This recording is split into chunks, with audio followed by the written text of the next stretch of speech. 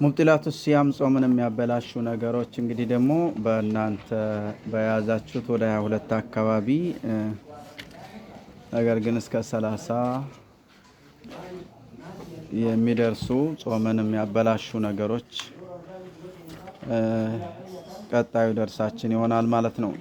30 የሚሆኑ ቢል በስጥ ነገር ግን በያዝናት ሪሳላ ላይ 22 የሚሆኑ ጾምን የሚያበላሹ ነገሮች አልጅማዕ ጾምን ከሚያበላሹ ነገሮች አልጅማዑ አምደን አውቆ ግንኙነትን መፈጸም ጾምን ከሚያበላሽ ተግባር አንዱ ነው።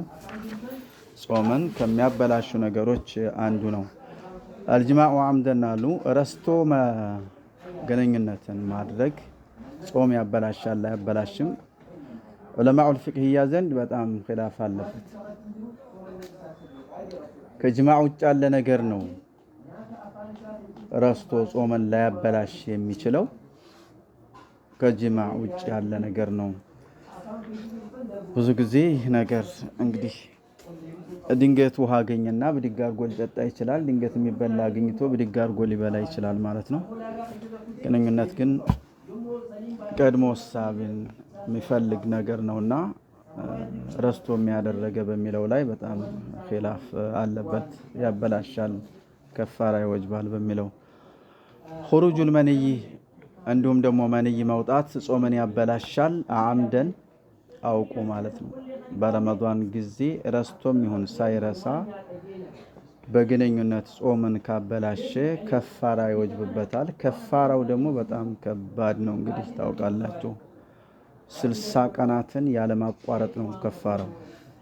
60 ቀንን መጾም ነው ያለማቋረጥ።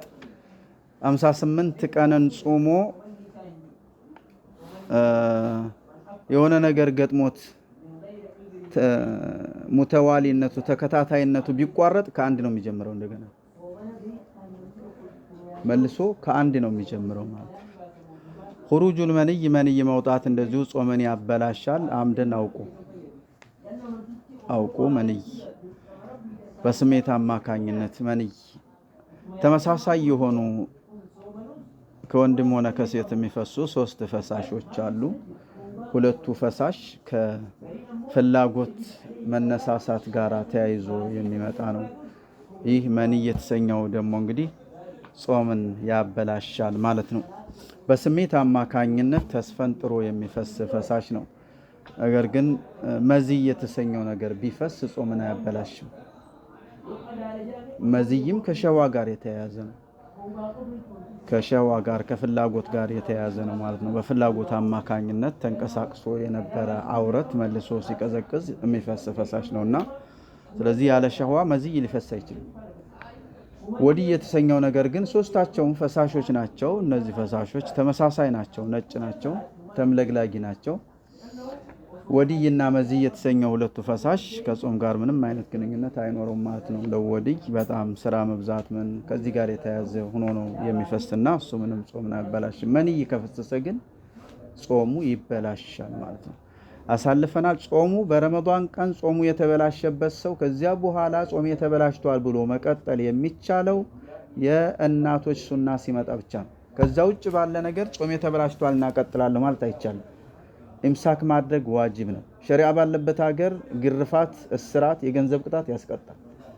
ጾሙ የተበላሸበት ሰው በቀጣይ ቀሪ የቀን መጠናቀቂያ ሰዓታቶች ውስጥ ሲበላ ሲጠጣ ከተገኘ ማለት ነው እና ኢምሳኩ ግዴታ ነው፣ ዋጅብ ነው ቢበላሽም።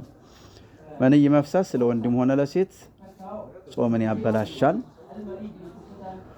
አልአክሉ አምደን አውቆ መብላት ጾምን ያበላሻል። ረስቶ ከበላ ላበእሰ ምንም ችግር የለም። አሹርቡ አምደን አውቆ መጠጣት ጾምን ያበላሻል። ረስቶ ከሆነ ላበእስ ችግር የለም። ተናውሉ ደዋኢ መድኃኒትን መዋጥ ጾምን ያበላሻል። አንጦሪቂል ፈሚ በአፉ በኩል በአፍ በስተኩል መድኃኒትን መዋጥ ጾምን ያበላሻል። ቀጥረቱል አንፍ እንደዚሁም የአፍንጫ በአፍንጫ ማንጠባጠብም እንደዚሁ ጾምን ያበላሻል ማለት ነው። በልዑ ደዋኢ አን ጦሪቅ ልፈሚ ዛኪረን ሊሰውሚሂ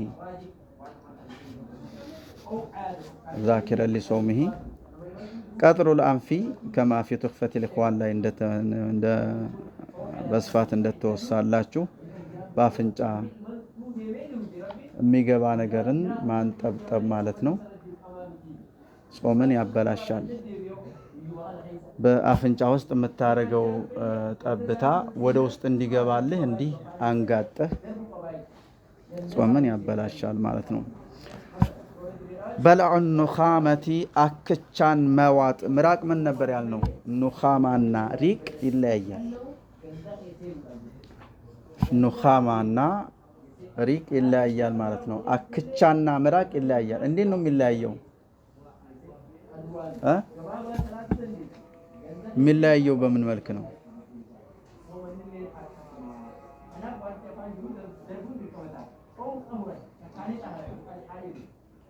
ምራቅ ማለት እዚሁ አፍህ ላይ ያሰባሰብከው ነገር አፍህ ላይ የመነጨውም ከዚሁ ካፍህ ከላይ ከታች ካሉ ላንቃዎች ማለት ነው።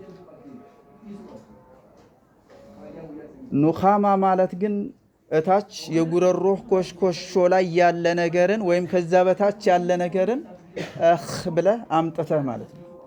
እኽ ብለህ አመጣኸውና ወደ አፍ ኤሪያ ውስጥ ካመጣኸው በኋላ መልሰው ዋጥከው። ጾምን ያበላሻል። ምራቅ አያስፈጥርም ሲለን ከዚህ በላይ የመጣ የተቀመጠ እዚሁ አፍ ውስጥ ያለ ነገር ብቻ ማለት ነው። አልቀይዑ አምደን አውቆ ማስታወክ እንደዚሁ ጾምን ያበላሻል። ኢንሻአላህ